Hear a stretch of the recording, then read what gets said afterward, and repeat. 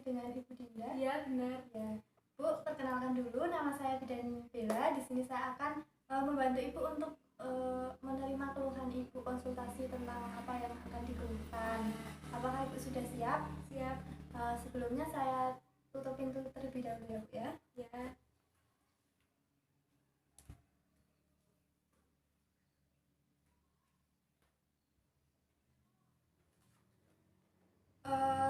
Sebelum saya mulai, apakah Ibu ada keluhan sebelumnya? Tidak ada. Tidak ada ya. Sebelumnya saya akan menjelaskan terlebih dahulu tujuan dari konseling ini adalah agar Ibu bisa lebih memahami apa yang dikeluhkan Ibu nanti ya. Bagaimana Bu? Ada yang mau dikonsultasikan? Saya 1 bulan yang lalu baru saja melahirkan. Terus saya berniat mau KB. Oh gitu. Terus kira-kira yang cocok itu KB apa buat ibu menyusui? Oke. Jadi Ibu 1 bulan yang lalu habis melahirkan. Iya. Perempuan atau laki-laki?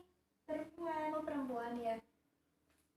Sebelumnya saya akan memberitahu, kalau Ibu belum tahu kan KB ini ada bermacam-macam Bu. Ada KB suntik, ada KB IUD seperti itu. Tapi di sini juga ada KB yang dianjurkan untuk ibu setelah melahirkan.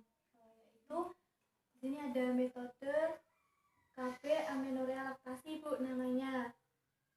Metode kontrasepsi sementara yang mengandalkan pemberian air susu. Dari ibu kan habis melahirkan, jadi ibu juga lebih baik untuk menggunakan nutrisi ke bayinya itu menggunakan air susu ibu secara eksklusif. Eksklusif sendiri itu yaitu ibu memberikan air susu ke babynya ibu kurang lebih 6 bulan. Jadi kalau kurang dari 6 bulan itu namanya sudah tidak eksklusif lagi. Artinya hanya diberikan air susu ibu saja tanpa tambahan makanan dan minuman lainnya. Begitu, apakah ini sudah paham? Saya lanjut ya Bu. Yang kedua ada cara kerja metode MAL. MAL itu tadi metode amenorrhea laktasi ya Bu ya. Yaitu menunda atau menekan terjadinya ovulasi pada saat laktasi atau menyusui. Kemudian hormon yang berperan itu ada 2 Bu, prolaktin dan oksitosin. Kemudian semakin sering menyusui, maka kadar prolaktin meningkat dan hormon gonadotropinnya meningkat. Kemudian melepaskan hormon penghambat atau inhibitor. Inhibitor itu yaitu melepaskan hormon penghambatnya. Kemudian hormon penghambat akan mengurangi kadar estrogen sehingga tidak terjadi ovulasi ya Bu ya. Kemudian yang ketiga ada manfaat metode MAL sendiri jika ibu ingin menggunakan KB MAL ini. Yang pertama itu ada efektivitas tinggi, atau efektivitas tingginya ini sekitar 98% apabila digunakan selama 6 bulan pertama setelah melahirkan anak ibu ini. Dan ibu juga belum mendapatkan haid dan juga ibu bisa menyusui secara eksklusif ya Bu. Kemudian yang kedua, ibu dapat segera dimulai setelah melahirkan. Manfaat metode ini bisa langsung dimulai sejak ibu melahirkan anaknya. Kemudian tidak memerlukan prosedur khusus alat maupun obat. Jika KB yang lain kan memerlukan obat dan alat juga. Terus selanjutnya tidak memerlukan pengawasan medis. Terus selanjutnya ada tidak mengganggu senggama, mudah digunakan, tidak perlu biaya, tidak menimbulkan efek samping. Biasanya kalau KB itu kan mengakibatkan ada efek sampingnya, tapi ini tidak bertentangan dengan budaya maupun agama. Itu ya Bu ya. Langsung saja selanjutnya itu ada keterbatasan metode amenorrhea laktasi atau metode MAL tadi. Itu ada 5 Bu. Yang pertama itu memerlukan persiapan dimulai sejak kehamilan. Jadi ibu harus bersiap sejak kehamilan itu memerlukan persiapan. Kemudian yang kedua, metode ini hanya efektif digunakan selama 6 bulan setelah ibu melahirkan, seperti tadi manfaat metode mal tadi ya sama ya Bu ya. Kemudian yang ketiga, tidak melindungi dari penyakit menular. Kalau biasanya kan kontrasepsi kayak gitu kan bisa berhubungan dengan penyakit menular seksual seperti hepatitis B ataupun HIV/AIDS. Bu tidak mau kan? Ya. Indikasi dari metode mal tadi itu ada 7. Yang pertama, wanita yang menyusui secara eksklusif. Tadi Ibu sudah paham kan? Ya. Yang kedua, ibu pasca melahirkan. Indikasinya itu ibu yang setelah melahirkan dan bayinya berumur kurang dari 6 bulan. Ini adik kan baru 1 bulan ya. Yang ketiga, wanita yang belum mendapatkan haid pasca melahirkan. Jadi ibu belum haid, baru masa nifas ya? Iya. Kemudian frekuensi menyusui sering dan tanpa jadwal. Kemudian yang kelima, pemberian ASI tanpa botol atau dot. Jadi langsung harus tidak melalui perantara apapun, dot atau botol. Terus yang keenam, ada tidak mengonsumsi suplemen atau vitamin begitu, tidak. Jadi ibu cukup memakan sayur-sayuran yang bernutrisi untuk agar bisa tersalur ke adiknya ya. Kemudian yang 7, ada pemberian ASI tetap dilakukan baik ketika ibu dan atau bayi sedang sakit. Jadi walaupun ibu sakit, merasa tidak enak badan atau bayinya kok demam gitu, lanjut terus saja. Apalagi kalau menyusui itu kadang di awal-awal menyusui itu juga ada keluhan yang ibu bisa panas dingin, demam atau sakit gitu, seperti itu ya Bu. Kemudian tadi ada indikasi, sekarang juga ada kontraindikasi metode mal tersebut. Itu ada 7 juga Bu. Yang pertama, wanita pasca melahirkan atau wanita yang setelah melahirkan itu sudah mendapat haid. Kemudian wanita yang tidak menyusui secara eksklusif. Jadi kebalikannya dari indikasi tadi. Kemudian wanita yang bekerja dan terpisah dari bayinya lebih dari 6 jam. Kemudian wanita yang harus menggunakan metode kontrasepsi tambahan seperti suntik atau pil kayak gitu. Wanita yang menggunakan obat yang mengubah suasana hati. Kemudian wanita yang menggunakan obat-obatan jenis anti metabolisme atau yang lainnya. Kemudian yang ketujuh itu bayi sudah berumur lebih dari 6 bulan, itu tidak boleh. Kemudian yang terakhir, bayi yang mempunyai gangguan metabolisme. Terus anjuran ibu sendiri sebelum menggunakan mal itu ada beberapa Bu. Yang pertama itu bayi menyusu harus sesering mungkin atau on demand. Jadi kalau bayi eksklusif, enggak cuma kalau bayinya lagi nangis terus diberi, enggak. Jadi sesering mungkin, pokoknya sesering mungkin, karena kan namanya enggak ada tambahan makanan. Jadi menyusui itu cuma satu-satunya buat nutrisi bayi ya Bu. Waktu pengosongan payudara itu tidak lebih dari 4 jam. Jadi ibu rajin-rajin makan yang bergizi, sayur-sayuran seperti itu ya. Terus yang selanjutnya, bayi menyusu sampai sepuasnya. Bayi akan melepaskan sendiri di zapanya. Jadi kalau udah kenyang itu bayi biasanya melepas sendiri, jangan ibu langsung dilepas dari ibu, jangan ya Bu ya. Kemudian yang keempat, ada ASI juga diberikan pada malam hari untuk mempertahankan kecukupan ASI. Jadi malam hari juga itu perlu banget untuk diberikan ke bayi. Kemudian ASI dapat disimpan dalam lemari pendingin. Kemudian waktu pemberian makanan padat sebagai pendamping ASI itu diberikan pada bayi sudah berumur 6 bulan. Nanti bisa diberikan pisang atau regal seperti itu. Metode mal tidak akan efektif apabila ibu sudah memberikan makanan dan minuman tambahan lain. Jadi ini sudah tidak dianjurkan lagi untuk menggunakan mal, sudah tidak dihitung lagi untuk metode mal ini kalau ibu memberikan makanan dan minuman tambahan lain ke bayinya. Kemudian ibu yang sudah mendapatkan haid setelah melahirkan dianjurkan untuk menggunakan metode kontrasepsi lain seperti pil. Ibu sebelum melahirkan ini, sebelum hamil itu KB apa? Suntik. Oh iya, suntik. Suntik itu ada yang 3 bulan, ada yang 2 bulan ya Bu ya. Terus yang terakhir itu apabila ibu tidak menyusui secara eksklusif konklusif atau berhenti menyusu, maka perlu disarankan menggunakan metode kontrasepsi lain yang sesuai. Seperti itu. Apakah sudah paham, Bu? Sudah. Oh, sudah ya. Seperti itu yang bisa saya jelaskan. Apakah Ibu ada pertanyaan? Tidak. Tidak, ya. Tadi saya sudah menjelaskan beberapa. Kalau Ibu tidak ada pertanyaan, coba Bu, tadi manfaat dari metode MAL tadi apa? Salah satu aja. Mudah digunakan. Terus ada satu lagi yang diingat? Dapat segera dimulai setelah melahirkan. Oh iya, dapat. Iya, benar sekali ya Bu ya. Ya udah.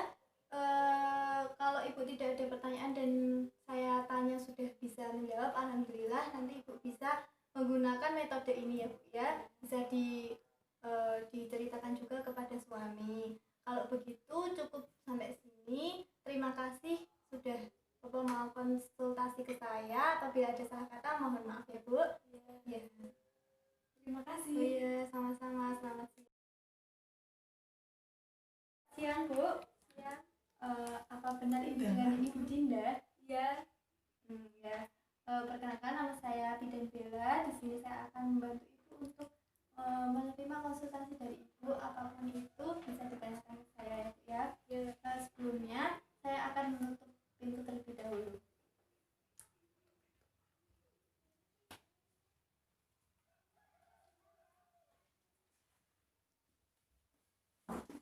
Lalu apa Bu keluhan Ibu dan apa yang mau dikonsultasikan? Saya tuh mau ber-KB tapi yang tidak menggunakan alat atau obat gitu. Oh gitu ya. Ibu apa habis melahirkan? Tidak ya? Tidak. Oh, tidak ya. Sebelumnya di sini saya menerima Ibu untuk berkonsultasi agar tujuannya agar Ibu bisa lebih mengetahui ya Bu ya tentang kontrasepsi yang Ibu inginkan. Di sini Ibu menginginkan untuk kontrasepsi atau KB yang tidak menggunakan obat ataupun alat ya. Kan KB juga ada bermacam-macam dan juga itu KB itu ada yang menggunakan alat seperti IUD, kemudian obat, pil seperti itu ya Bu ya, sontek seperti itu. Ibu tidak menginginkan itu. Jadi di sini kalau Ibu mintanya seperti konsultasinya ingin yang seperti itu, saya ingin menjelaskan tentang metode kalender Bu. Apa sebelumnya Ibu pernah mendengar metode kalender? Belum pernah ya. Langsung saja ya Bu ya, saya lanjutkan. Metode kalender di sini, metode kalender atau pantang berkala ini adalah cara atau metode kontrasepsi sederhana yang dilakukan oleh pasangan suami istri yang dengan melakukan senggama atau hubungan seksual pada masa subur atau ovulasi ya Bu ya. Kemudian manfaat dari KB kalender di sini yaitu yang ada dua manfaat Bu ya. Yang pertama yaitu manfaat kontrasepsi dan manfaat konsepsi. Jadi manfaat kontrasepsi sendiri yaitu sebagai alat pengendalian kelahiran atau mencegah kehamilan. Jadi yang pertama itu manfaatnya untuk mencegah kehamilan. Kemudian yang kedua dapat digunakan oleh para pasangan untuk mengharapkan bayi dengan melakukan hubungan seksual saat masa subur atau ovulasi untuk meningkatkan kesempatan bisa hamil. Jadi KB kalender ini ada dua manfaat untuk kontrasepsi. Untuk kontrasepsi itu mencegah kehamilan dan untuk konsepsi itu untuk menginginkan kehamilan secara kalender. Kan ada yang menginginkan kehamilan bayi tabung atau apa ya. Ini juga bisa dilakukan dengan metode kalender. Kemudian keuntungan dari metode kalender ini ada bermacam-macam Bu. Yang pertama, metode ini lebih sederhana dari metode-metode yang lain seperti MAL atau yang lain. Yang kedua, dapat digunakan oleh setiap wanita yang sehat, tidak membutuhkan alat atau pemeriksaan khusus dalam penerapannya. Jadi seperti yang diinginkan Ibu tadi ya Bu. Kemudian yang keempat, tidak mengganggu pada saat berhubungan seksual. Kemudian yang kelima, kontrasepsi dengan menggunakan metode kalender ini dapat menghindari resiko terjadinya tidak sehatnya ibu berhubungan dengan kontrasepsi. Kemudian yang keenam, itu ibu juga tidak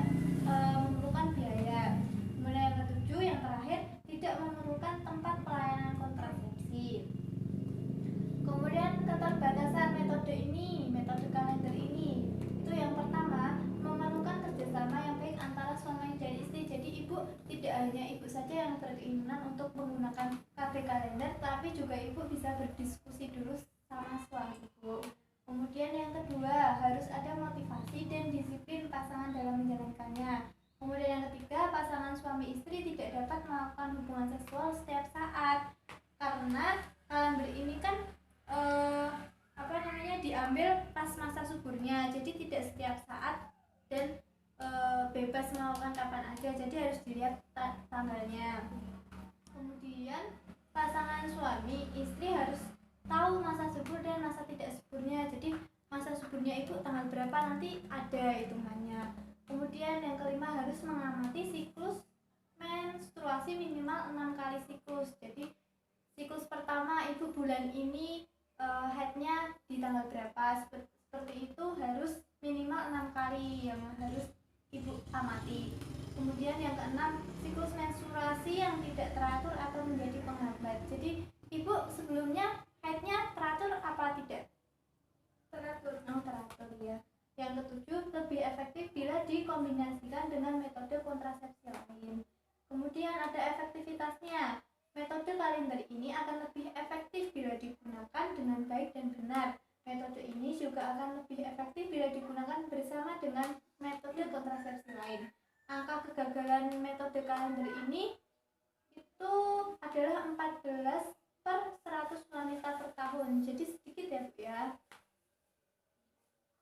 Faktor yang dapat menyebabkan metode kalender menjadi tidak efektif itu ada 5.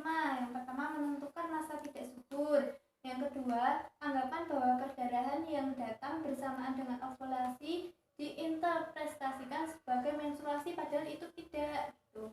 Kemudian yang ketiga, penentuan masa tidak subur tidak didasarkan pada siklus menstruasi sendiri. Kemudian yang keempat, kurangnya pemahaman tentang hubungan masa subur atau ovulasi dengan perubahan jenis mukus atau lendir yang keluar dari serviks yang menyertainya. Kemudian anggapan bahwa hari pertama menstruasi dihitung dari berakhirnya perdarahan menstruasi. Hal ini menyebabkan penentuan masa tidak subur menjadi tidak tepat gitu ya Bu.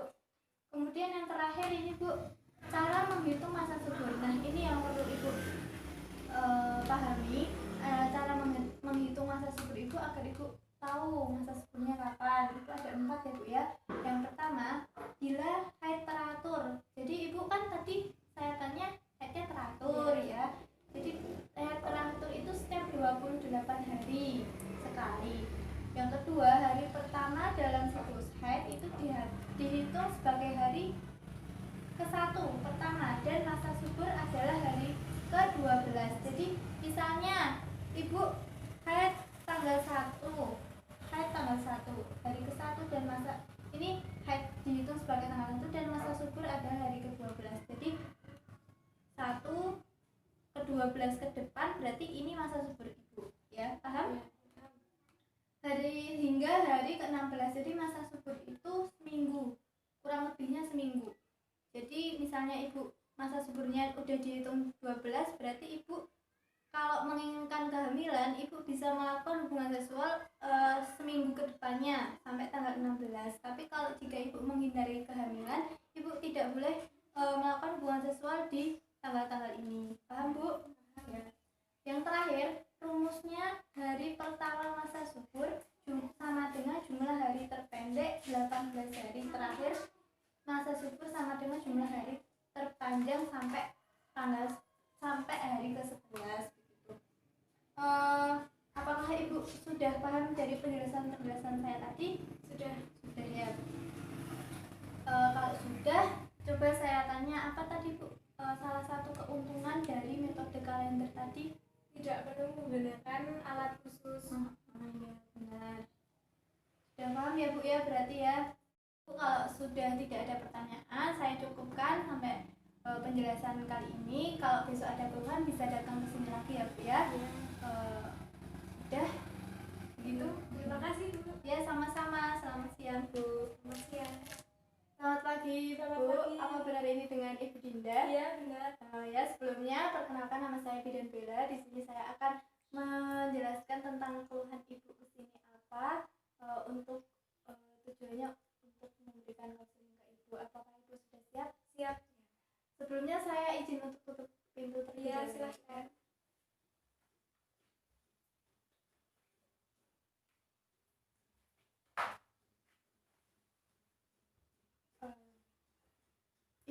sini ada keluhan apa? Saya mau konsultasi, kira-kira metode KB apa yang tidak menggunakan alat atau obat? Oh, tidak menggunakan alat obat. Oh ya, ada Bu. Sebelumnya di sini sebelum saya menjawab keluhan Ibu tadi, tujuan konseling ini agar Ibu lebih tahu ya Bu ya tentang keluhan tadi Ibu. Apa ada KB atau metode KB yang tidak menggunakan obat atau alat ya? Langsung saja ya Bu, di sini saya ada materi tentang, di sini ada metode coitus interruptus Bu, atau bisa disebut juga senggama terputus. Ini adalah metode keluarga berencana tradisional atau alamiah, di mana senggama terputus ini dari vagina sebelum mencapai ejakulasi. Kemudian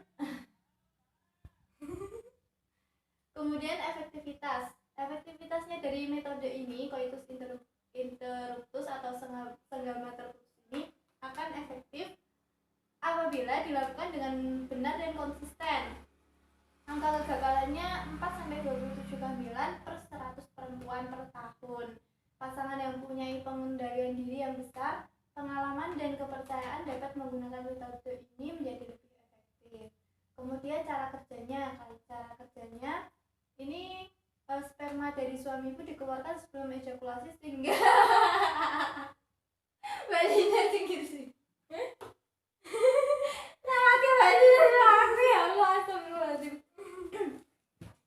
Cara kerja metode ini yaitu dikeluarkan sebelum ejakulasi ya Bu ya, sehingga sperma tidak masuk ke dalam vagina, maka tidak ada pertemuan antara sperma dan ovum, kan mencegah kehamilan, dan kehamilan dapat dicegah. Di sini ejakulasi di luar vagina untuk mengurangi kemungkinan air sperma tersebut mencapai rahim. Kemudian manfaat dari metode ini itu ada 2 manfaat Bu. Yang pertama itu manfaat kontrasepsi untuk mencegah kehamilan dan manfaat non kontrasepsi untuk